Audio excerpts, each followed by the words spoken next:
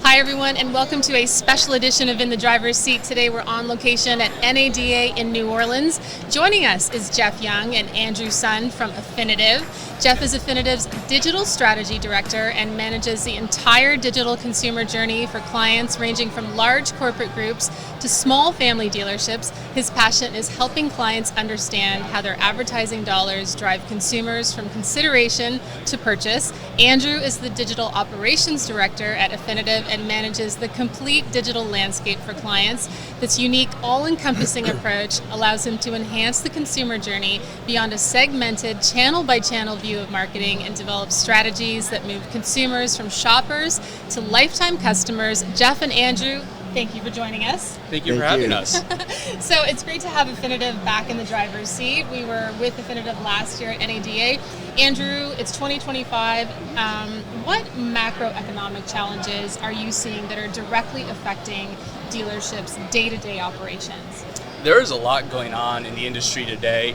We just came through an election. There's still political fallout that we really don't have all the answers to that's going to happen, especially on the EV side of the business. But when you look at dealerships and their day-to-day operations, where we see it most is in margins and making those dealerships profitable.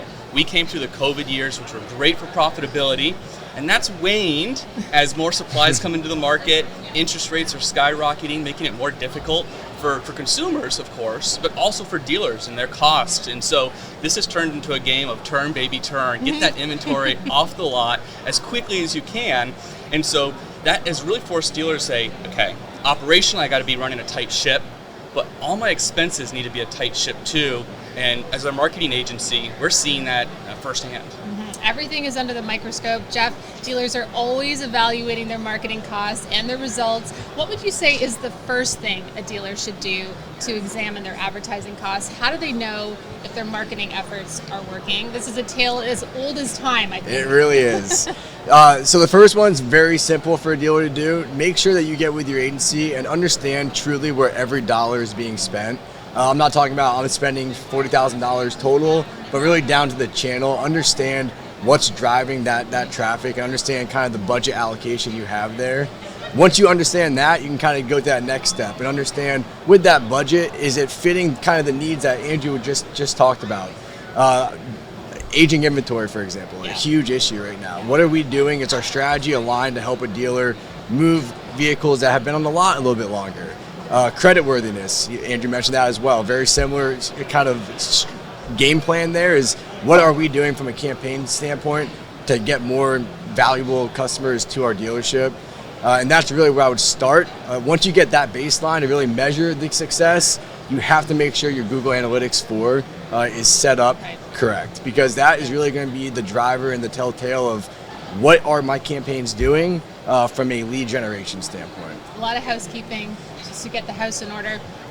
Andrew, we know dealers are watching every dollar they spend right now, just like you said, on advertising. How is Affinitiv approaching the challenge of being more efficient with dealer ad spend? Yeah, so of course as an agency, we're involved in all of the different channels that they're spending money on. One of the places that agencies don't always take a role, and we think it's really important, is our websites and the tools and the vendors that we have on our websites. We spend all this money driving traffic to those websites, and then you don't watch and make sure the tools are performing and converting your consumers over. So we've done a lot of work with our dealers to make sure that those are converting. Once you have that set up, you have to have a partner who's tactic agnostic. They can't come to you and say, hey, we have to use this channel because that's what we've always done. They really need to be able to look at the industry and see what's changing. When new tools come out, be excited, test those new products and offerings. Don't just take the playbook that's provided by some of these ad platforms for granted. Test it, validate that that's the case. Let consumers drive your strategy. We talked about interest rates and how that's affecting stores.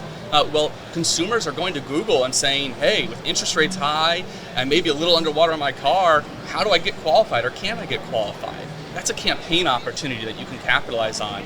You don't have to come up with all the ideas. Consumers will generally point you in the direction of what they're trying to do, how they can get that car purchased. And you talked about, the websites and something as basic as that, like the form fills, just taking a look at actually what's already in existence, right? Absolutely. Are people actually getting through the form? Yeah. Some of these manufacturer forms can be really tedious, a lot of steps for a consumer to take. And so you may have to ask yourself, do we need to find another tool that's more convenient that I would do sitting on my couch? Because I'm sure if you asked a lot of these dealers or they handed their phone to their spouse, no one would go through the process that we're asking a consumer to do today. No, completely. Jeff, okay, success stories. These strategies that we're talking about, I think they're making a difference. With this kind of additional intel for dealers that you provide, how have these new campaign strategies and lead gen tools helped your dealer clients? We were talking earlier about some of the success stories. Yeah, so there's a few that are really good. One to point out specifically is our trade lead gen campaign. You guys spend a lot of time now talking about kind of that form completion rate, which is how many people actually start that form and complete it. We have worked with Trade Pending a lot, and their FCR, form completion rate, is about 40%. So going back to making sure that you're using vendors and tools on your site that are very important that help consumers get through that process. With that good vendor partnership, and then also with our campaign strategy, we've been able to increase our lead volume by about 120 leads through Trade Pending, costing on average about anywhere from $15 to $25 per lead. So much more efficient from a spend standpoint. Budgets come down, and you're actually getting more at bats now. I bet those dealers love that. It's a much easier conversation. Exactly. That's amazing. And that's what dealers are looking for right now from everyone we're talking to. So, Andrew, what do you think is one thing a dealer can do today, right now? It's deal day at NADA. It's deal day. What can they do to help get them started today? So if you're at the show right now, Yeah. there's only one place to be. That's booth 226, the Affinitiv booth. We got a golf simulator down there, so you can have some fun. And we can help solve the problems that your dealership is facing from a marketing standpoint. We'll dive in with you, look at your Google Analytics to really make sure you're confident that you're making the right decisions. And then you can check out affinitiv.com/GA4. And if you fill out that form there, we can walk through the process of auditing that at GA4 and making sure that's that first confidence step that Jeff mentioned and you're ready to go. I bet it's a good form if you guys created the form. Exactly. The form that works. We may have tested which fields we need and which we can miss. Exactly. It's a great URL as well. So listen, it's been so great having you guys with me today.